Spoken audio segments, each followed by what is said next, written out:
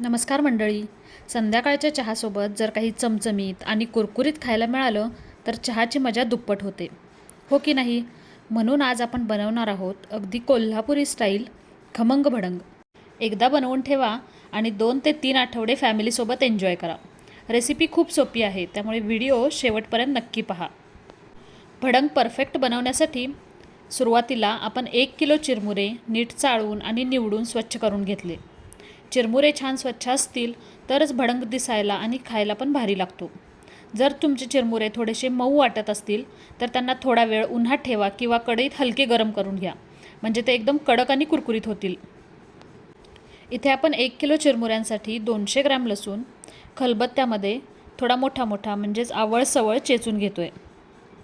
एक महत्त्वाची टीप, लसूण कधीही मिक्सरला बारीक करू नका, कारण मिक्सरमध्ये लसूण फिरवला की त्याला पाणी सुटतं, ज्यामुळे लसूण तेलात नीट तळला जात नाही आणि चिरमुरे मऊ पडू शकतात. म्हणूनच लसूण नेहमी खलबत्त्यात हलकासा जाडसर ठेचून घ्यायचा, त्यामुळे तो तेलात अजिबात करपणार नाही आणि छान कुरकुरीत तळला जाईल आणि भडंगला चवही अगदी अप्रतिम येईल. आता बऱ्याच जणांचे आवडते आणि बऱ्याच जणांचे नावडते सुद्धा शेंगदाणे. 1 किलो चिरमुऱ्यांसाठी 200 ग्रॅम शेंगदाणे इथे आपण वापरले आहेत.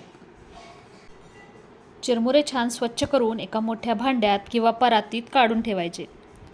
आता वेळ आहे शेंगदाण्यांची. 1 किलो चिरमुऱ्यांसाठी 200 ग्रॅम शेंगदाणे. हे प्रमाण तुम्ही तुमच्या आवडीनुसार कमी किंवा जास्त करू शकता.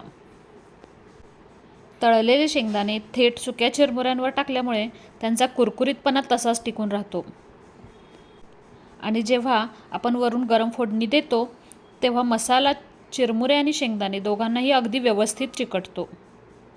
आता शेंगदाण्यानंतर इथे आपण एक मोठी वाटी होईल इतका कढीपत्ता तळून घेतलेला आहे, अगदी कडक आणि कुरकुरीत होईपर्यंत.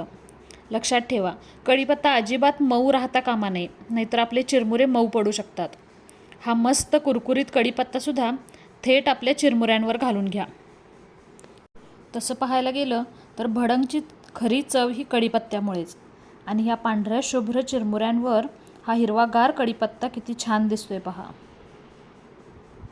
चला तर मग आता वळूयात भडंगच्या फोडणीकडे. फोडणी परफेक्ट बनली की भडंग परफेक्ट बनलाच म्हणून समजा. आता फोडणीसाठीचे तेल हे मध्यम गरम असावे. जास्त कडकडीत तेलात जिरे मोहरी टाकली की ती जळून काळी पडते, मग भडंगला कडवट चव येते. आणि त्याचसोबत ते खूप जास्त थंडही नसावे. मोहरी पूर्ण तडतडल्याशिवाय तिचा कडवटपणा कमी होत नाही आणि तिचा स्वादही तेलात उतरत नाही.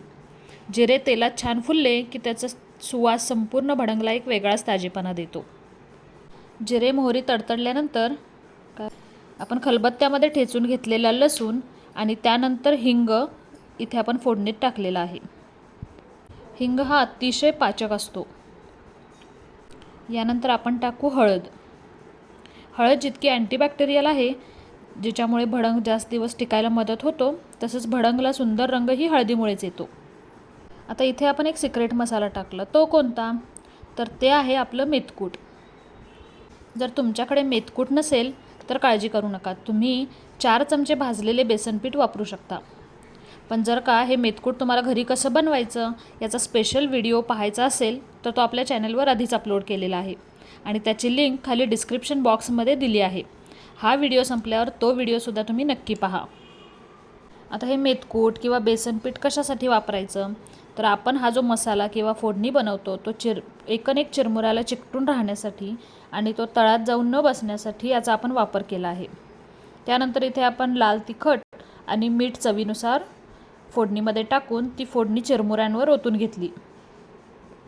आता ही गरमागरम चमचमीत फोडणी जी आपण आपल्या चिरमुऱ्यांवर ओतली आहे ती हाताने किंवा उलटण्याने तळापासून व्यवस्थित मिक्स करून घ्या, जेणेकरून प्रत्येक चिरमुऱ्याला मसाला अगदी एकसारखा लागेल.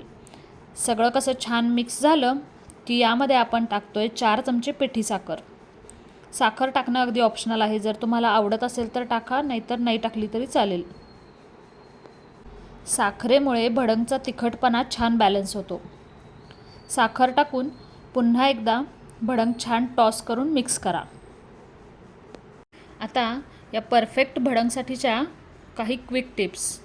चिरमुरे हे नेहमी कुरकुरीत असावेत, नसतील तर ते तुम्ही गरम कढईत परतून घ्या किंवा उन्हात ठेवू शकता.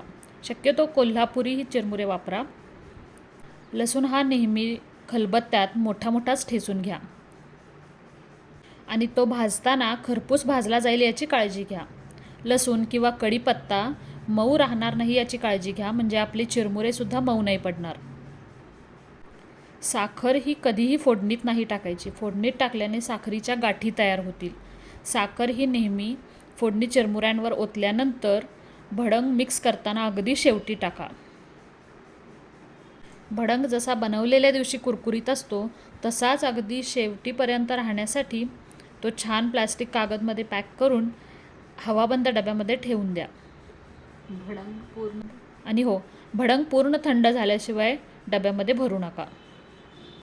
व्हिडिओ आवडला असल्यास लाईक आणि शेअर नक्की करा. आणि अशाच अप्रतिम रेसिपीज मिस करायच्या नसतील तर बेल आयकॉन नक्की दाबा. चला तर मग पुन्हा भेटूयात नवीन रेसिपीसह.